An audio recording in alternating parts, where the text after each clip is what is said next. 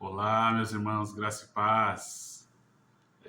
Chegamos no dia 3 de dezembro da nossa série devocional Nasceu Salvador. Então, presbítero Chesco, da nossa amada e querida Igreja Presbiteriana de São Vicente, estamos nesse projeto, né? A série da leitura e um bate-papo, um devocional sobre o Evangelho de Lucas. Então, do capítulo 1 até o capítulo 24. Então, culminando exatamente na véspera de Natal, o dia 24. E hoje faremos a leitura e o comentário do capítulo 3 do Evangelho de Lucas. E seguimos assim. Antes tem que ter um cafezinho, né? Vamos lá. Então, capítulo 3 do Evangelho de Lucas.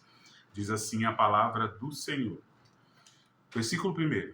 No 15º ano do reinado de Tibério César, sendo Pôncio Pilatos governador da Judéia, Herodes, tetrarca da Galileia, seu irmão Filipe, tetrarca da região da Itureia e Tracônites e Lisânias, tetrarca de Abilene, sendo sumos sacerdotes, portanto, dois, Anás e Caifás.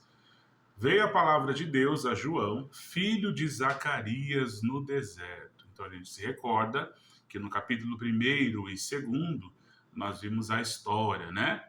Do sacerdote Zacarias, a sua esposa Isabel, o nascimento, né? Miraculoso de uma mulher estéril, idosa, e seu marido idoso, de João Batista, aquele que já foi predito, né? Que iria converter a muitos e também iria, né, anunciar o caminho, a vinda do nosso Salvador. Então é sobre esse João Batista que estamos comentando agora. Versículo 3. Ele percorreu toda a circunvizinhança do Jordão, pregando batismo de arrependimento para remissão de pecados. Versículo 4. Conforme está escrito no livro das palavras do profeta Isaías: voz do que clama no deserto, preparai o caminho do Senhor e endireitai as suas veredas. Todo vale será aterrado e nivelado todos os montes e outeiros. Os caminhos tortuosos serão retificados e os escabrosos aplanados. Então, esse é o nosso profeta, né? Aquele que vai preparar o caminho do Senhor e endireitar as suas veredas. Versículo 6. E toda a carne verá a salvação de Deus. Que maravilha, né? Então, o profeta Isaías nos trazendo essa profecia e culminando no versículo 6. E toda a carne verá a salvação de Deus.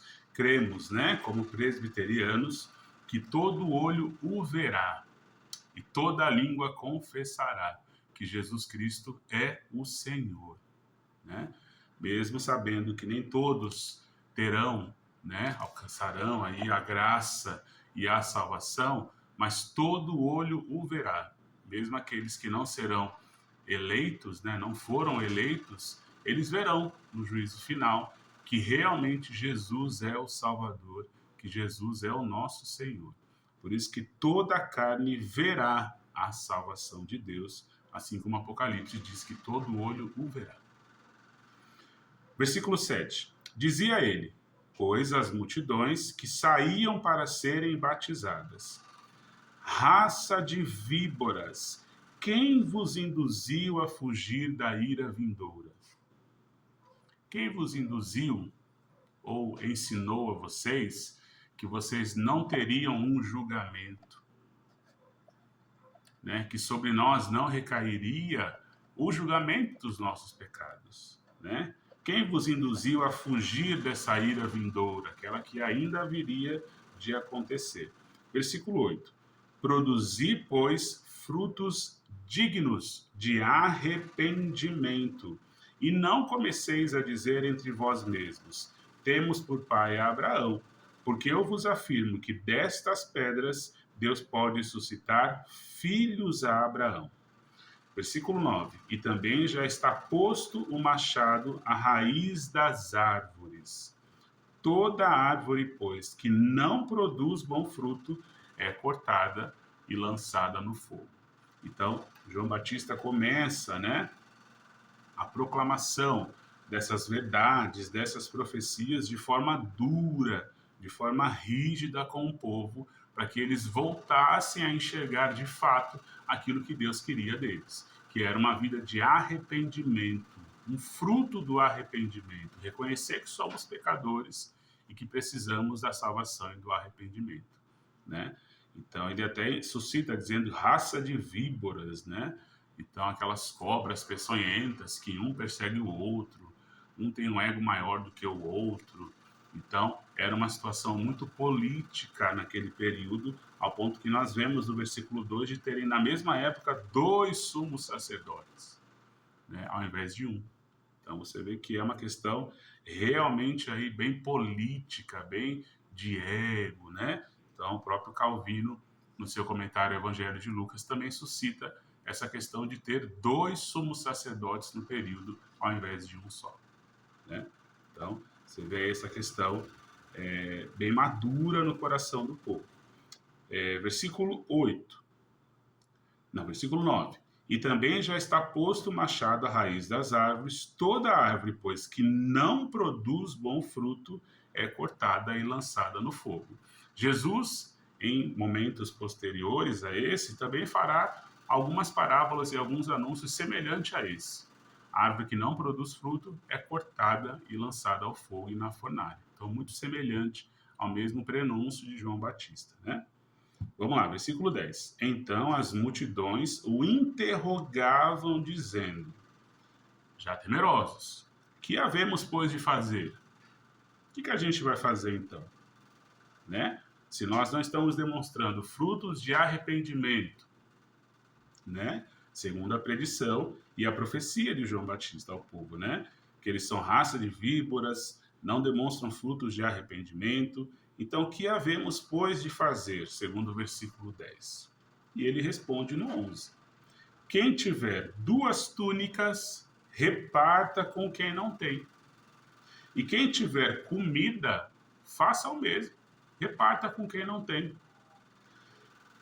Essa resposta, no versículo 11, ela acaba também nos lembrando do resumo dos 10 mandamentos, que Jesus fez de uma forma magnífica, né? Extremamente didática.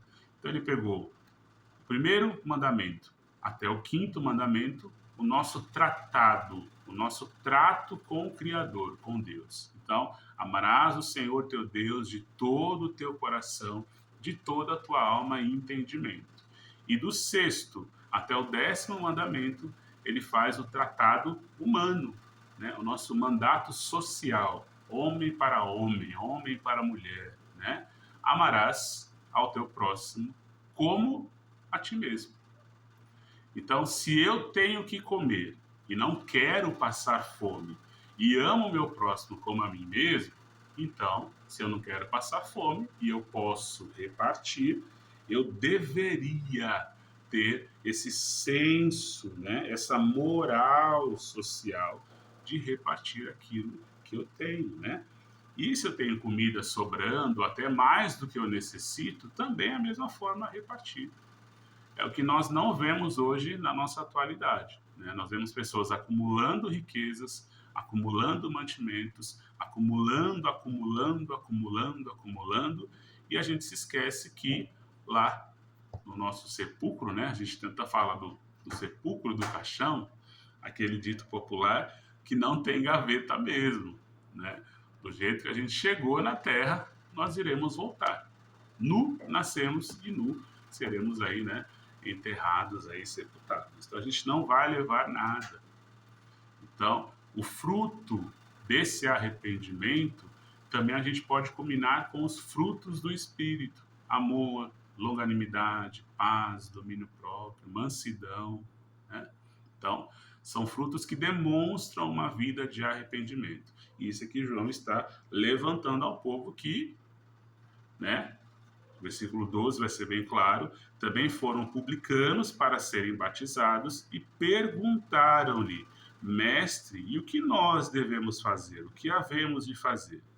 Então, os publicanos eram aqueles que cobravam os impostos do povo, né? Então, eram os trabalhadores aí do governo, né? Então, não eram bem quistos pela população, não. O que João responde? Versículo 13. Respondeu-lhes: Não cobreis mais do que o estipulado. Então, eu me recordo de um episódio que perguntaram para Lutero exatamente essa pergunta, né? Como ser, então, um sapateiro, que fabrica sapato, calçado, cristão, honesto e verdadeiro? Qual foi a resposta de Calvino? Faça o melhor sapato e venda por um preço justo. Então, se você é um empresário, se você é um comerciante, nada te impede de ser, né? A Bíblia não condena ser empresário, a Bíblia não condena você ter riqueza, a Bíblia condena você amar a riqueza e deixar de amar a Deus, né? Então, é isso que ele está suscitando aqui aos publicanos. Então, não cobreis mais do que o estipulado. Então, se você é um empresário, fabrica um produto, vende um produto, faça o melhor produto e venda pelo preço justo, né? Aquele que não pene a população, ou um produto que a pessoa pague caro e daqui a um mês ele quebra e você é obrigado a comprar novamente, né? Então, é um uso de má fé, né? Um produto viciado. Então, é questão de ética moral mesmo, seguindo aí os 10 mandamentos. Versículo 14. Também soldados lhe perguntaram: E nós, o que faremos? Né? O que a gente precisa fazer para ter todo esse princípio moral que você está ensinando?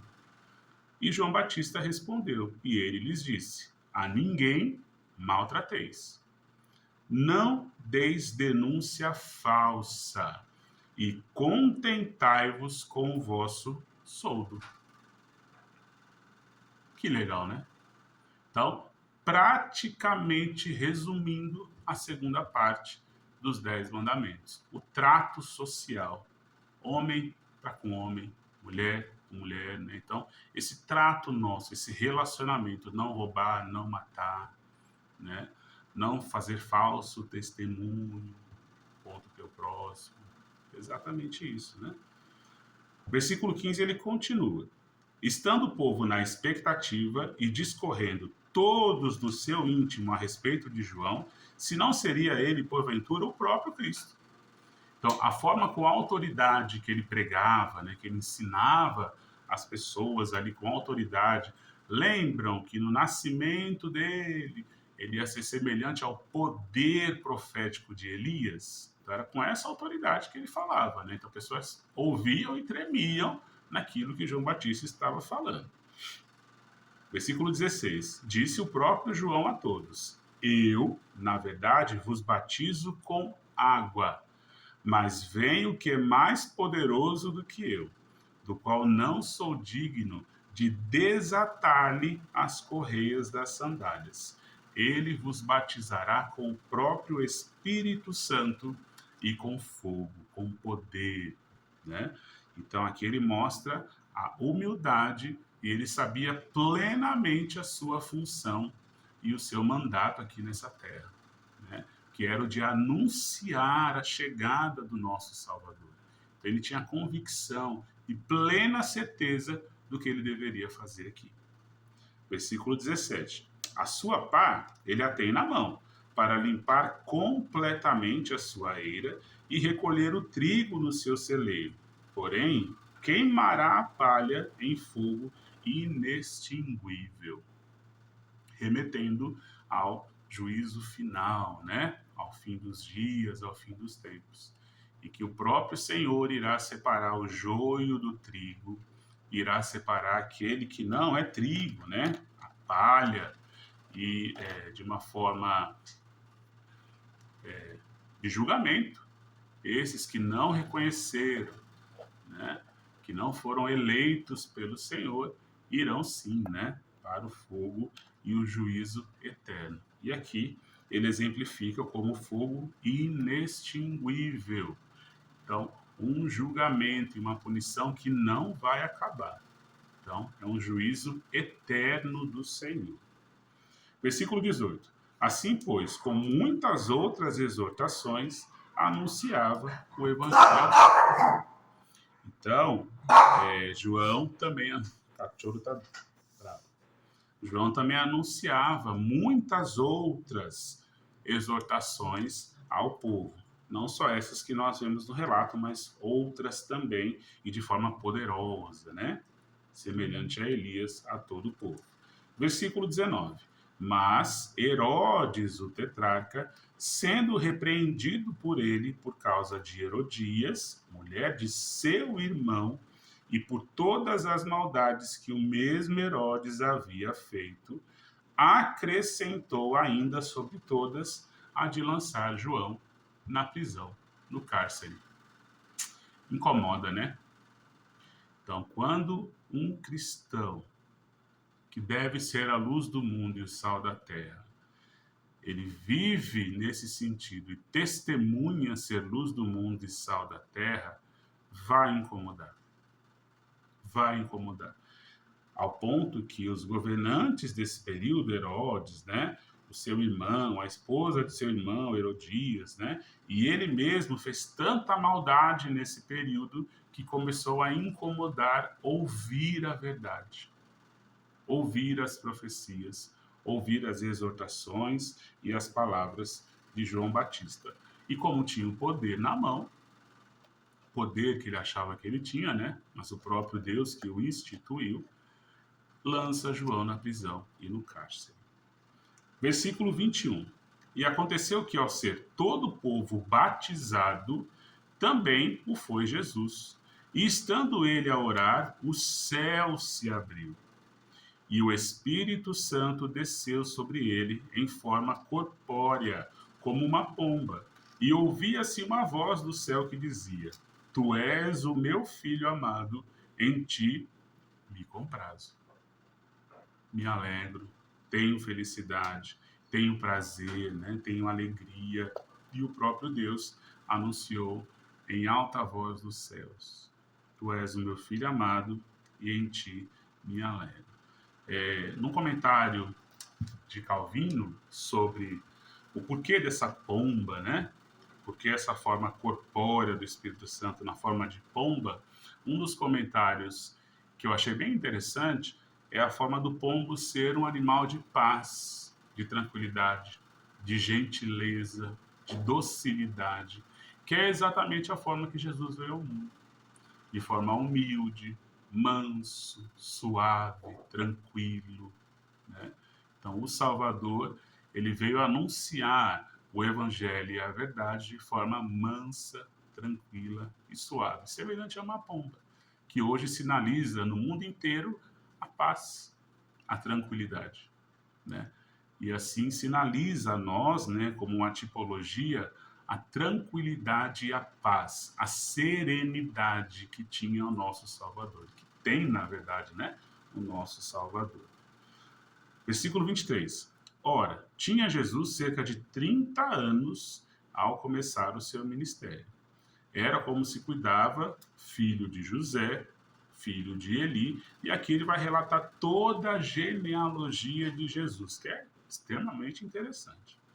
Então, filho de José, segue sempre a cronologia do pai, né, do cabeça do lar, do chefe da casa, sempre é o homem que acaba encabeçando a genealogia, e aí inicia-se com José, casado com Maria, que concebeu, por obra do Espírito Santo, o nosso Salvador. Filho de Eli, pai de José, Eli, filho de Matate, Matate, filho de Levi, Levi, filho de Melqui, este filho de Janaí, filho de José. Então, vocês percebam que aqui pela conta, talvez o tataravô de José tinha o mesmo nome que ele, José. Aí vocês lembram daquele episódio do capítulo 1, quando Zacarias, né? Quando, na verdade, Zacarias estava mudo. Suscitou dar o nome de João, todos questionavam, mas não tem João na sua família, como é que você vai pôr o nome de João? Né? porque não é o costume. Então, o costume judaico é dar o nome ao filho do nome que já teve na família, né? Então, é estranho. Então, aqui a gente vê que José é um nome que se repete algumas vezes na genealogia. 25. José, filho de Matatias, Matatias, filho de Amós, Amós, filho de Naum, este filho de Esli, filho de Nagai. Nagai, filho de Maate, Maate, filho de Matatias, de novo, nome se repetindo, filho de Semei, Matatias, filho de Semei, este filho de José, terceira vez, filho de Jodá. Jodá, filho de Joanã, Joanã, filho de Reza, Reza, filho de Zorobabel, este de Salatiel, filho de Neri. Neri, filho de Melque, Melque, filho de Ade, Ade, filho de Cozã, esse de Eumadã, filho de filho de Josué, mesmo Josué. Josué, filho de Eliezer, Eliezer, filho de Jorim, esse de Matate, filho de Levi. Levi, filho de Simeão, Simeão, filho de Judá, ó Judá, ó as duas tribos aí, né? Judá, filho de José, este filho de Jonã, filho de Eliaquim. Eliaquim, filho de Meleá, Meleá, filho de Mená, Mená, filho de Matata, de novo, Matata, né? Matata, Matatias, nomes próximos aí. Este filho de Natã, filho de Davi. Olha lá Jesus, a linhagem dele. Davi.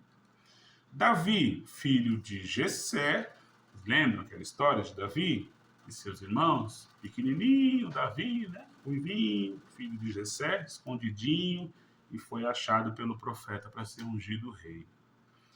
Jessé, filho de Obed, Obed, filho de Boaz, este, filho de Salá, filho de Nassum, Nassum, filho de Aminadab, Aminadab, filho de Admim, Admim, filho de Arne, Arne, filho de Esrom, este filho de Pérez, filho de Judá, o próprio Judá. Judá, filho de Jacó, lembra de Jacó e as 12 tribos? Jacó, filho de Isaque, lembra de Isaque, que foi ofertado como sacrifício ao Senhor? Filho de quem? De Abraão, pai da fé. Este filho de Tera, ou Terá, filho de Naor.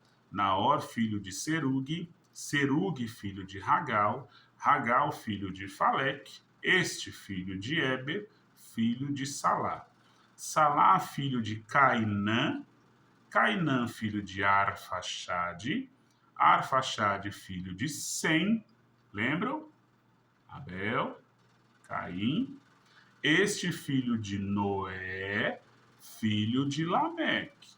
Lameque, filho de Metusalém, filho de Enoque. Enoque, filho de Jared, este filho de Maalalel, filho de Cainã. Cainã, de novo, voltando os nomes familiares.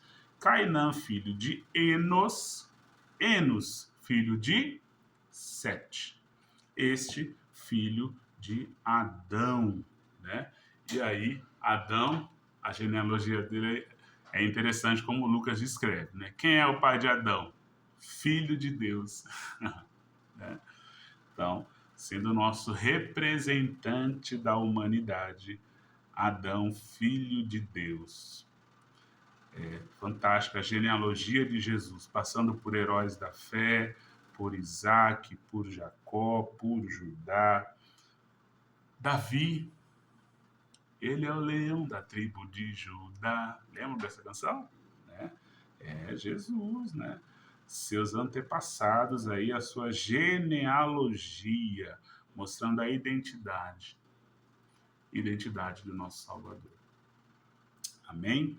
Então, que essa leitura e essa mensagem do dia 3 possam nos dar essa convicção e certeza que precisamos arrepender-nos dos nossos pecados e ter uma vida justa diante do Senhor. Reconhecer a salvação que somente vai ocorrer e existir por meio do nosso Senhor e Salvador Jesus Cristo. E darmos frutos desse arrependimento. né? Então, que fique fixo aí o versículo 11, quando o povo pergunta: que havemos, pois, de fazer? E João Batista responde a eles: quem tiver 2 túnicas, reparta com quem não tem. Quem tiver comida, reparta com quem não tem. Faça o mesmo, né? Os publicanos também perguntaram: o que havemos de fazer? Não cobre mais do que o estipulado, né? Não seja o espertinho, o malandro. Não, faça o bem. O soldado perguntou também: o que nós faremos? Não maltratem ninguém só porque você tem poder, né? Não deis denúncia falsa se você é um juiz ou algo parecido, né? E contentai-vos com o vosso soldo, com aquilo que você recebe. Amém? Que essa mensagem possa fazer morada no seu coração e possa alimentar o seu espírito nesse dia. Em nome de Jesus. Amém.